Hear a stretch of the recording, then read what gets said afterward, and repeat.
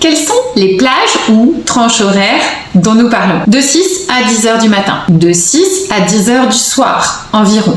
C'est le temps de Kapha ou de l'élément eau et terre. Cette énergie va être par nature lourde, lente, douce et plutôt cohésive. La deuxième tranche se trouve entre 10 heures du matin, 2 heures de l'après-midi ou 10 heures du soir et 2 heures du matin environ. C'est le temps de Pitta ou le feu qui est associé à une énergie plutôt intense, dynamique et pénétrante. La dernière tranche, de 2 heures à 6 heures de l'après-midi, de 2 heures à 6 heures du matin environ, c'est le temps de Vata ou une énergie de l'espace et de l'air qui va être plus légère, plus fluide et plus rapide. Que faire pour les moments associés à l'énergie de Kapha? De l'exercice cardiotonique et intense, de préférable le matin pour alléger ces aspects lourds, lents et cohésifs. Cela va permettre de booster votre métabolisme.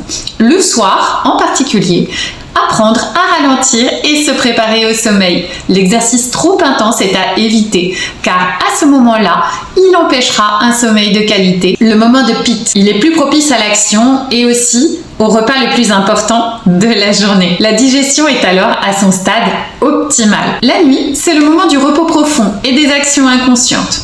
Le moment associé à Vata est plus dédié au sommeil léger le matin et à des activités telles que la méditation, la créativité, l'écriture, le travail intellectuel, le chant.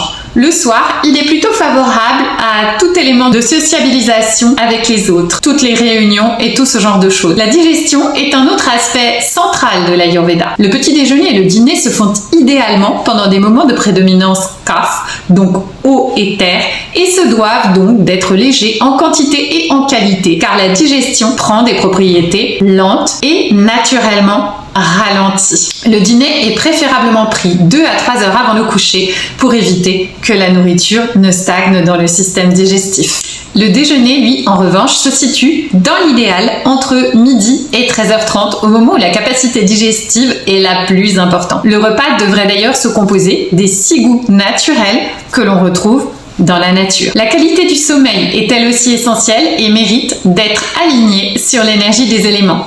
Le temps de Kapha jusqu'à 22 heures environ est idéal pour s'endormir. La phase suivante dédiée au feu et à l'intensité ne permet pas un endormissement correct.